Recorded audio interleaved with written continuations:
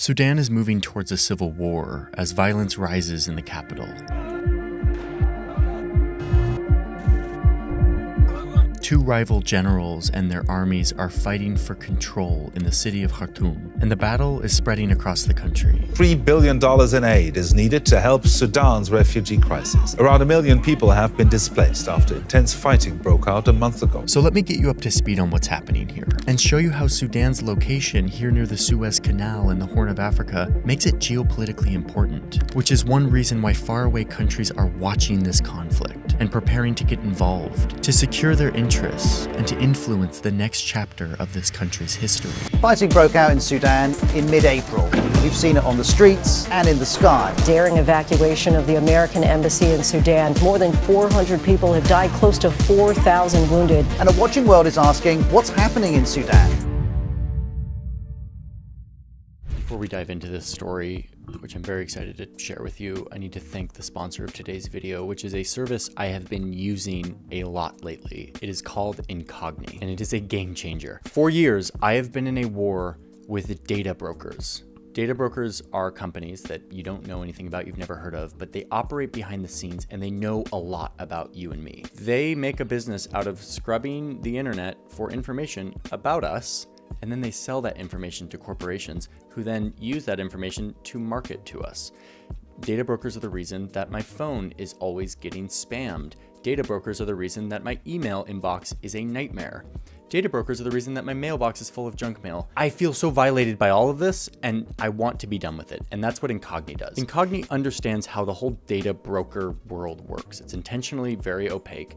Incogni understands it. And it's super easy. You sign up with them, you give them permission to act on your behalf, to go unsubscribe you from the hundreds of lists that you are probably on. The lists that have your birthday and your phone number and your preferences, no more. I've been spending a lot of time on the Incogni dashboard where you can see all of the data brokers that you're being unsubscribed to. Incogni deletes your personal information from dozens of data brokers. The fact is, we all have rights to not be on these lists, but none of us know how to actually do it because it's incredibly complicated by design. So I'm proud to say that since I signed up for Incogni, I have been taken off of dozens of these lists. With the yearly subscription, you get Incogni to constantly monitor your name and your private information on the open market of data brokers, constantly scrubbing to take it off whenever they see it. There's a link in my description. It is incogni.com/Johnny Harris. Clicking that link helps support this channel, but it also gets you a sweet discount on Incogni.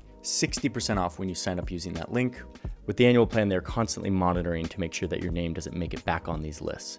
I'm very happy. Thank you, Incogni, for sponsoring today's video and for existing. I didn't know you existed until you came to sponsor a video, and I'm very grateful you exist. Okay, let's get back to the video. I'm excited to share with you this story.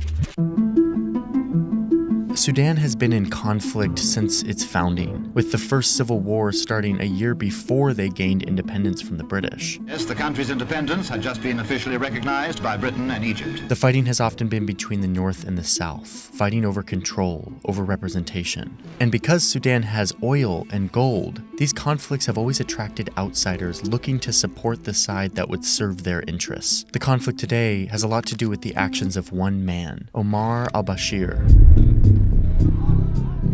a Sudanese army colonel who took over the government in a bloodless coup in the late 80s during the country's second civil war. He quickly dissolved the Sudanese parliament, he banned political parties, he introduced Islamic law, and became a military dictator.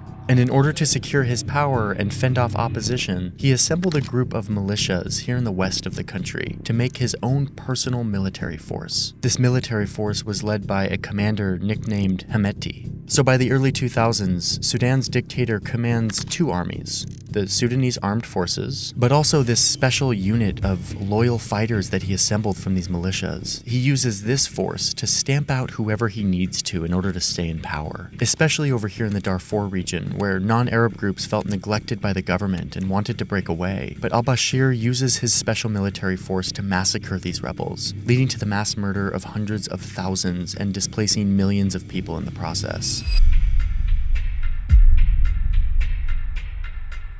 Al-Bashir eventually rebranded his personal army to be called the Rapid Support Forces. And it wasn't just an army. A trove of leaked bank and corporate documents show that this army is also a lucrative business empire that captures gold mines, runs smuggling operations, patrols the borders, and provides its fighters for hire in regional conflict, and facilitates a profitable gold trade with foreign powers like Russia and the United Arab Emirates. One document details the delivery of $30 million worth of gold bars from Sudan to Dubai from the company owned by Hemeti, the leader of this army. And this is a key part of this story, because in addition to helping al-Bashir, the dictator, stay in power, the RSF also made this warlord Hemeti super rich, because he was able to use his tens of thousands of soldiers to control both the gold market and the borders of Sudan. Okay, so it's 2005. The conflict in Darfur is just getting started, but the civil war that has been raging for decades between the north and the south comes to an end. By 2011, its result is a formal division. South Sudan finally breaks away and becomes the world's newest country. A nation is born, a symbol of sovereignty and identity flies for the first time. But with them, they take 75% of the oil reserves, a major blow to Sudan's economy. So inflation runs wild, food prices rise, and al-Bashir doesn't have enough money to continue his system of bribes and tributes to political elites in the military. The quality of life in Sudan plummets, and by 2019, they had had enough.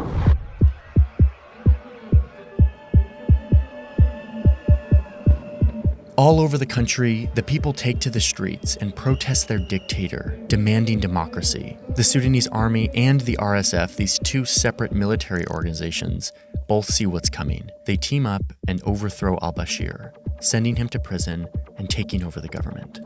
It was the end of 2019, and Omar al-Bashir's 30 years of dictatorship drew to a close. And now, the Sudanese army leader, General Abdel Fattah al-Burhan, was in charge, closely followed by the RSF warlord billionaire Hemeti. They're cooperating in this transition, and they promise the protesters that they will eventually hand the country over to a civilian leader who will bring in a democracy. But the military leaders keep going back on their promise. They keep ruling the country for years, and they continuously abuse and massacre the protesters. This all comes to a head in December 2022, when al-Burhan agrees to indeed give control of the government back to the civilians, but he has one big condition. He wants the RSF to no longer be an independent military. He wants it to be folded into the official Sudanese army so that he would control it, not Hemeti. And this is where a conflict starts to brew. Hemeti, this warlord who has made hundreds of millions of dollars thanks to his command over this army, doesn't like this idea. He's not going to let his lucrative business military empire get swallowed by the government. So he decides that he only has one choice: to overthrow the government and lead the country himself. فإننا على ثقة في تجاوز هذه المحنة بالدربة والحكمة والقوة. On April 15th, 2023, Hemeti sends 2,000 of his men to al-Burhan's personal residence, which is a military compound. It leads to a shootout where 35 guards are killed. Al-Burhan narrowly escapes, but the conflict spreads throughout the capital of Khartoum and the country as a whole. These two forces that the previous dictator used for different purposes, now fighting over who will rule the country. Tanks roll through the city and airstrikes boom in residential neighborhoods. Embassies empty as foreign countries evacuate their citizens. But for many Sudanese civilians, a quick escape isn't an option. There are no helicopter rescues, no international convoys coming for them. So they pack up and leave their homes, fleeing the conflict and heading to neighboring countries, Egypt, Chad, or South Sudan. And soon, this conflict that looks like it's just between these military generals struggling for control is actually turning into a war that the rest of the world has an eye on. Sudan is a geostrategically important country. It sits astride the Nile, which is the lifeline to Egypt. It's home to these ports near the vital choke points of our global economy, the Suez Canal and the Horn of Africa, where 10% of world trade passes through, including huge amounts of oil. Powerful countries around the globe are always trying to put military bases here. They want to control bases and ports simply because of its vital importance for global trade. Sudan is also loaded with resources: gold, zinc, silver, chromite, and iron. This is stuff that foreign countries want and need. So powerful countries are watching this military commander showdown and evaluating who they should support. who will best secure their interests in the future. Gunfire in Sudan's capital, Khartoum, fractured Friday's start. The United Arab Emirates is a huge player in all of this. They buy and refine the majority of Sudan's gold, and a lot of it comes from Hemeti and his military business empire. The UAE has also paid Hemeti to use some of his soldiers to fight on their side in Yemen. So there's this mutually beneficial alignment and relationship between these two. But the Sudanese armed forces also have fought in Yemen in recent years, and the UAE has made deals with the military government to secure ports and access to minerals. So the UAE is now in a situation where they've bolstered both sides of this now conflict. And then there's Libya, where this warlord Khalifa Haftar has strong connections to Hemeti. Hemeti has also loaned out some of his fighters to go to Libya to fight on Haftar's side. So now Haftar is returning the favor, supporting his warlord ally by sending fuel shipments to the RSF.